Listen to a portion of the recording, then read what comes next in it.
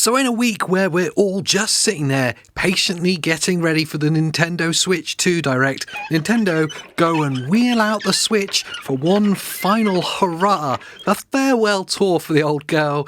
And yes, it did creak under the sound of that age, and yeah, it sounds old now, but also we have some news from Ubisoft actually doing something right for once, and everyone losing their minds about something that Xbox published. What a surprise. Yes, this is your quick bit of gaming news. It's where we catch up on the world of gaming this week in a short news-like video. If you're new here, make sure you subscribe and let's jump into the first story. Today's super awesome video sponsor is PlayVital. If you're tired of your Switch looking like it's been through the wars, or maybe your controller is slipping and sliding like a sweaty mess, then PlayVital's got you covered. They've got all the gear to keep your handheld consoles and controllers looking fresh and playing their best, from protective cases that can survive my rage quits to grips that give you that extra style and save your controller from Andy's Dorito fingers. For more information, check out these awesome cases and more on the link below. And that is my favourite people in the world to talk about. Yes, Ubisoft. Now, normally it's me poking fun at how stupid and ridiculous they are, but for once, I have to stop and pause and say, congratulations, Ubisoft. Have you finally got something right? I am, of course, talking about Assassin's Creed Shadows, which is now here, and apparently millions of people have bought it. It's that long-awaited game, the much-delayed game, the much-talked-about game from Ubisoft. They put so much pressure on themselves about this before the release and with the delays, and it seems like they may have actually just smashed it out of the park. It seems like they may have got it right.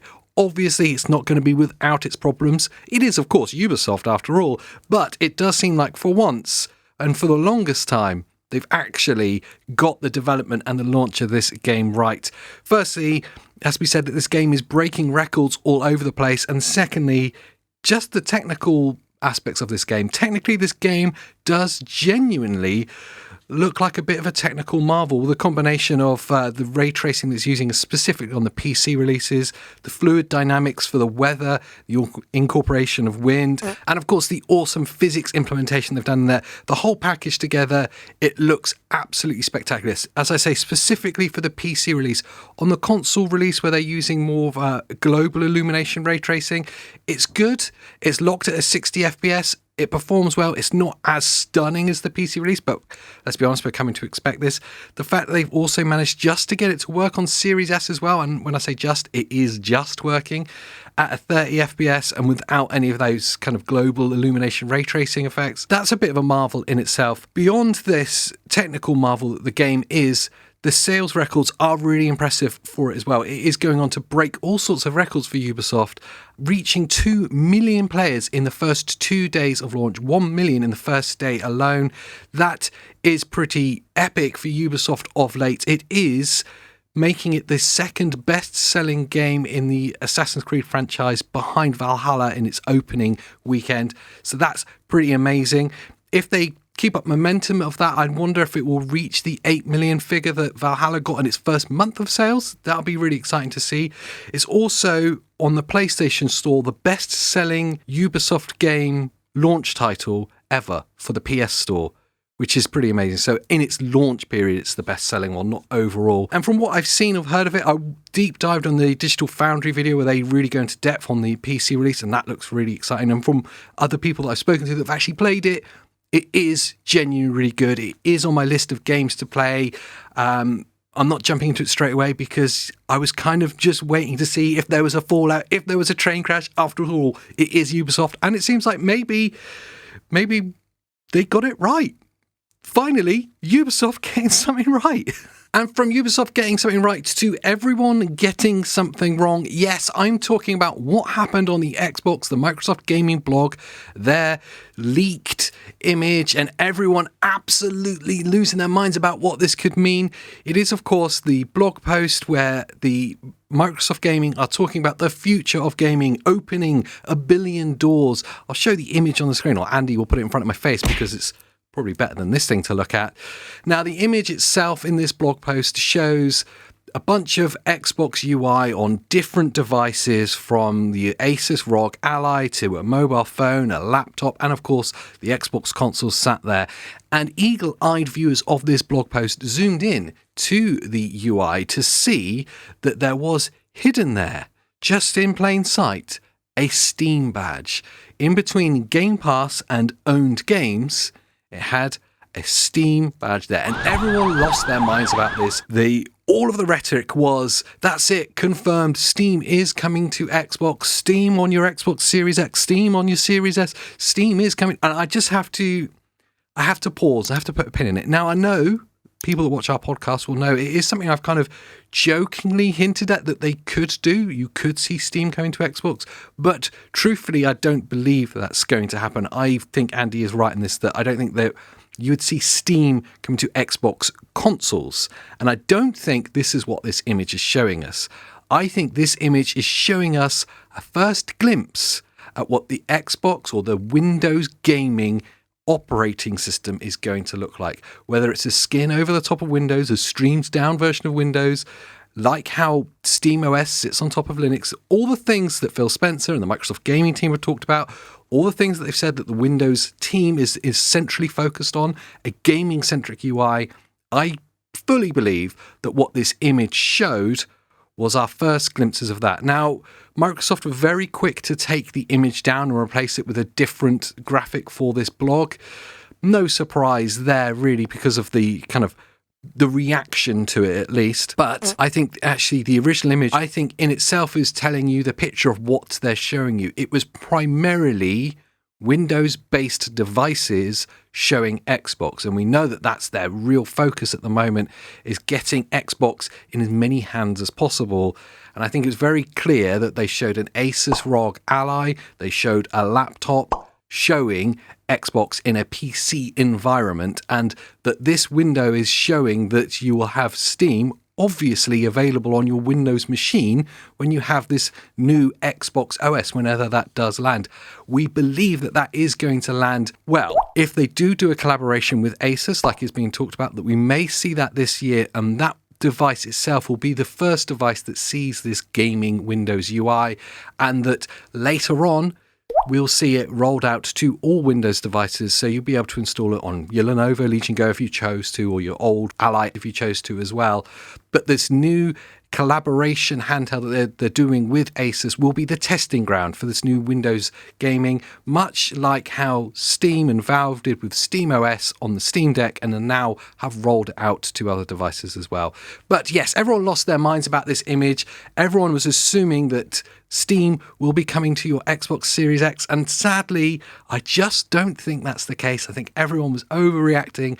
But for us handheld gamers, and for us people that have loved the devices like Asus ROG Ally and the Ally X for the longest time, this is actually genuinely exciting. This gives us our first glimpse at Xbox OS. And yes, that is exciting. And before we wheel out the old lady, that is the Nintendo Switch, yes, the OAP house is open and she's coming out again. We had the Direct. But before we get to that, there is some talk about the Switch 2. Yes, the favourite thing to talk about that never goes away, that soon is going to go away. We're going to stop talking about it soon, aren't we? We're getting some price and date predictions from some industry analysts and a report done by Bloomberg about the Switch 2, its prices, the amount of stock that will be available, and the likelihood of when it will be actually in stores to buy. So as I say, this is a report by industry analysts that was published in Bloomberg this week, so quite a reputable source. And their big headline, their takeaway from it was, this will be the most expensive Nintendo ever. Well, I mean, no surprise there, really. We kind of assumed it's going to be the most expensive ever. The fact that it is going to be packed with the hardware and the AI upscaling and frame generation capabilities it's going to have, and that it's 2025, it's bound to be quite expensive. But the specific price we'll get to in a second.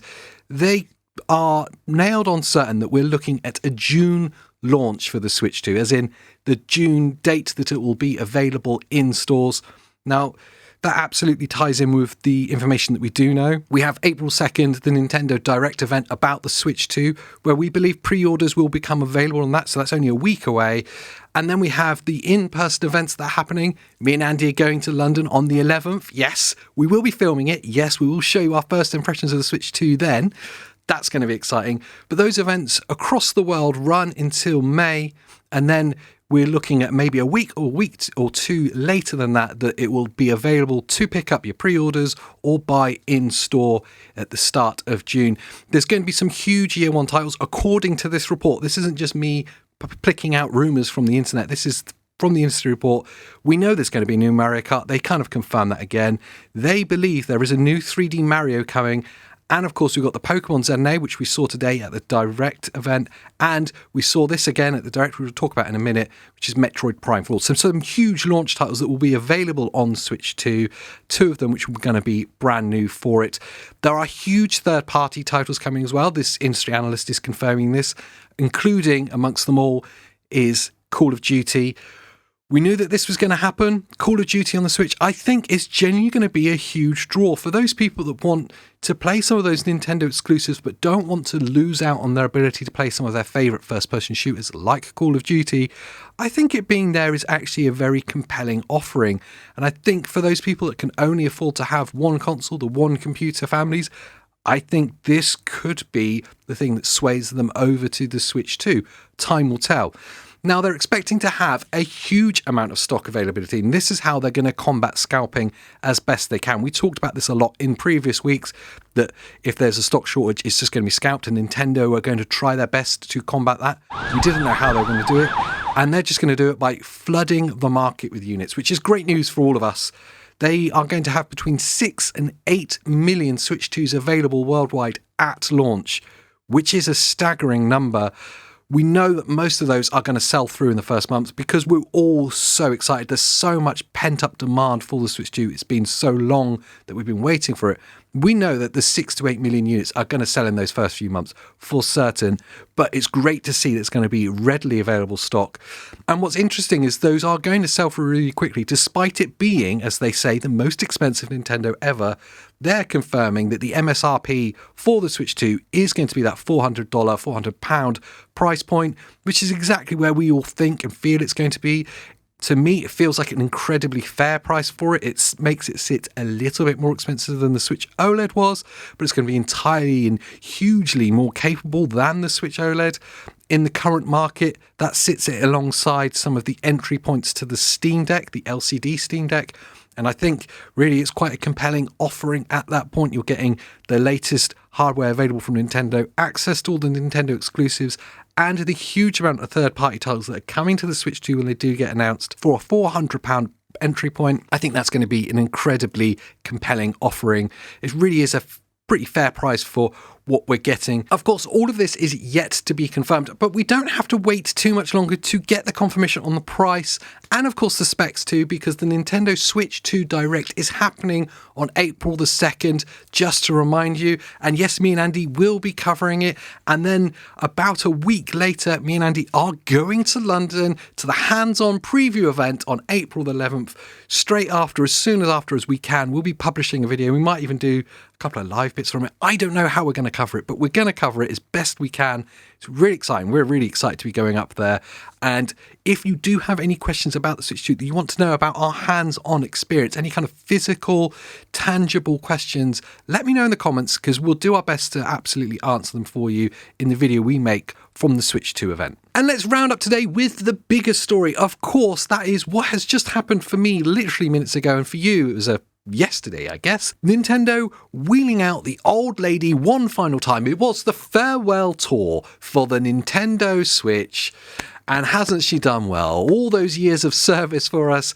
And I'll be honest, it did feel a bit creaky. It really did show its age in a lot of places.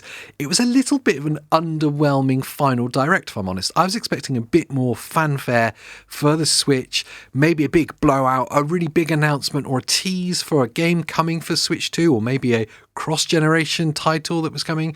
And we didn't get any of that. What we did get was a lot of remasters, some really cool announcements, which I will go on to cover, but only a couple, and a feeling like I just want the Switch 2 to be here now. Some of the bigger games, I'm talking specifically about Pokemon Z and A, and of course Metroid Prime 4, it felt like it needed the next generation version. I felt like I needed to see a higher resolution version of it because what we're looking at looked weirdly downsampled or lower resolution. It was like playing Final Fantasy Rebirth on the PS5. Vaseline mode activated. I'll start off with some of the smaller ones that caught my eye from the Direct, and then we'll go into some of the bigger stuff. First one was the Metroidvania Pac-Man kind of crossover. What the hell was that? Shadow Labyrinth? Basically, Pac-Man actually eating enemies. It's pretty dark, if I'm honest. That's pretty weird. It's kind of like the jokes we all made about Pac-Man. Like, what if Pac-Man was real and it's just this giant mouth eating things? Well, now we have like a 2D action platformer Metroidvania almost that is exactly that, and it is part of the Pac-Man family of games called Shadow Labyrinth. I wasn't expecting that. It does actually look quite cool. I think I'll probably play that. The next one was like a hand-drawn 2D action adventure platformer again. The Eternal Life of Goldman. It does actually look really cool. It had a really lovely art style to it. Like I say, it's hand-drawn 2D, but really beautifully done. Another game that I'll definitely jump into. I'm not sure if I'll jump into it right away, if I'm honest. There's a lot of games I need to play and catch up on. A lot of these announcements, a lot of these games now, and I think for us all, we're probably going to wait until the Switch 2. Maybe with the exception of Metroid Prime 4, if that comes out before, but there's no date on that yet. So I think a lot of these, we're all going to wait for the Switch 2 just to get the absolute best out of these games and the greatest experience that we could possibly get from it. But then that does move me on really smoothly to the Pokemon Z and A, and that really is showing the fact that it's being played on Switch hardware. It does look low resolution, but if you're willing to overlook that for a second and just imagine what it will be like on the next gen, it does look really cool. I know there's some bad press about this game, but I think this Legends game looks really cool. And I know Andy particularly is very hyped for it. Lumio City, the wild zones, the day-night cycle, the battle zones at nighttime. It looks really cool. It looks like it's going to be really good fun. It looks like Arceus in a city, but with proper battles. And I think that's a really good gameplay loop. It looks like it would be quite good fun. But yes, it does look like it's a bit straining around the corners on the Switch. So next generation needed for certain for that. That moves me on to the absolute highlight. And I was hoping it was going to be here. It was the highlight of the Direct. And I'm sure it is for everyone. It's Metroid Prime 4. Getting a deep dive on the gameplay, some of the gameplay loop and the mechanics in the game, and getting a proper physical look at it. It looks absolutely amazing. Really, really cool. We're on planet Vuros. I don't know how you're supposed to say it. Vuros. It does, like Z and A, like I've said a few times now, it does look a little bit Vaseline-y, a bit low res. So the Switch 2 version is obviously going to look a lot better than that. But beyond that, if you're willing to look beyond the slightly Vaseline-smeared graphics, does look like an awesome gameplay loop. You've got those psychic abilities to control doors and different mechanics and switches and stuff in the world. Obviously, you've got great combat loop as well because it's Metroid. And then right at the end, they tease Samus Red Suit. I don't know if that's what we're calling it, but it's a new suit and it looks cool. It's exciting. As you can tell, I'm probably just hyped for it in general. No launch date yet, which was massively frustrating. Just 2025. Well, we're in 2025. Give us an indication. I think it's going to be towards the end of the year, if I'm honest, looking at this. Or it's going to be a launch title like the Bloomberg report says, in which case we're looking at a June launch, which isn't too far away, and I can wait that long. That's pretty cool. And then Nintendo go and, in the most Nintendo way possible, in a shadow drop fashion, just go and potentially change how digital game ownership works for absolute good forever. They just changed the game. No song or dance about it. There was no leaks about it. It was just, oh, by the way, we're introducing virtual game carts. Have you thought about that before? Like, oh, okay, this is new. What is it? And essentially, Nintendo have managed to answer our prayers. Some of the massive frustrations we have if you're a multiple Switch family, or maybe you're the kind of person who's got a Switch OLED and a Switch Lite. what happens with your digital games. Because if I've got a physical cart, I can literally just take them out and I can swap between them. But with a digital, I can't do that. And that's really frustrating. Well, Nintendo have finally answered your prayers with virtual game carts. It's now possible to share your digital games between different Switches in your family group or different Switches that you own. It's pretty amazing. Full sharing for not in the family group is between 2 different Switches.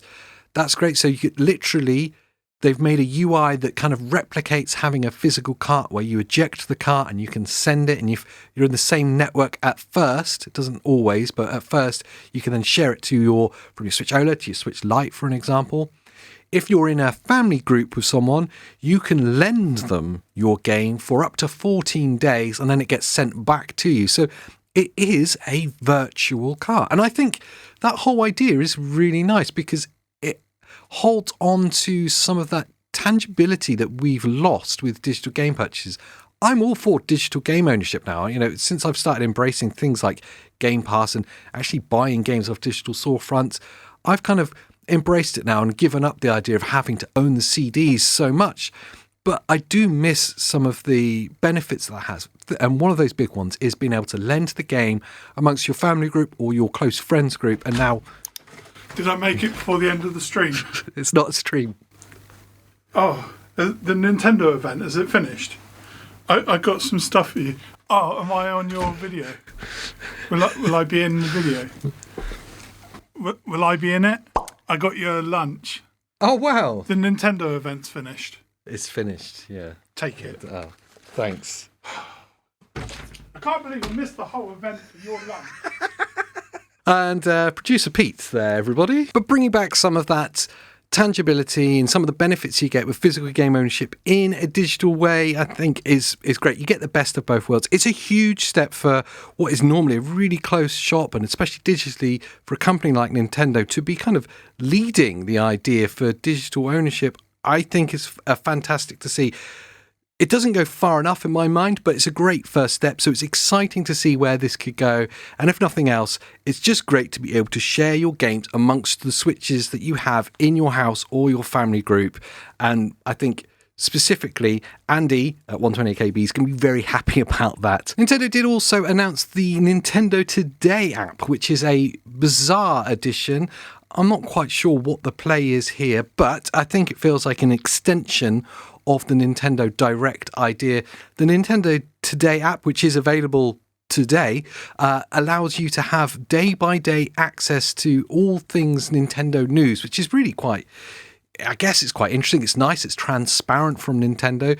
The idea they had, I think it was back in 2011 when they started doing the Nintendo Direct events themselves, was to give the news directly from the Nintendo company direct to the fans without having to do press releases or going through intermediaries.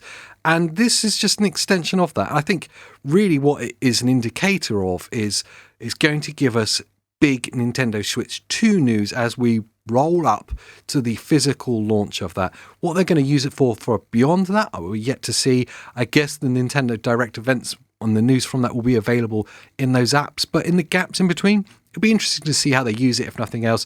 And it's great to see Nintendo being even more transparent than they already are, which is genuinely needed for them. So yeah, there we have it. For me, the Nintendo Direct event really... it was the final hurrah for the Switch. It was them wheeling it out one final time. And I don't think they made a big enough deal about it. They're not particularly the nostalgic type or the ones to reminisce about stuff. But I wanted to see a bit more fanfare, maybe to go out with a bit of a bang. We did get Metroid Prime 4, some deep dives on that, and some more deep dives on Z and A. But apart from that, it did feel a little bit underwhelming. Really, it just made me want the Switch 2 to be here already, to see these games in their absolute best. But it's not here yet. We're going to have to wait until next week at the very earliest. I'd love to know what you guys think. Down in the comments down below, what were your highlights from the Direct? Are you excited for the Switch 2 Direct? And what are your questions about the Switch 2 for when me and Andy go up to London to the Switch event? Let me know down in the comments down below. And whilst you're down there digging around, make sure you like this video, subscribe to the channel because we need your validation in this world. And, of course, watch some more videos from us. They're smashed up by my faces. That one with Andy in is okay at best. So until the next time, I'll see you next time.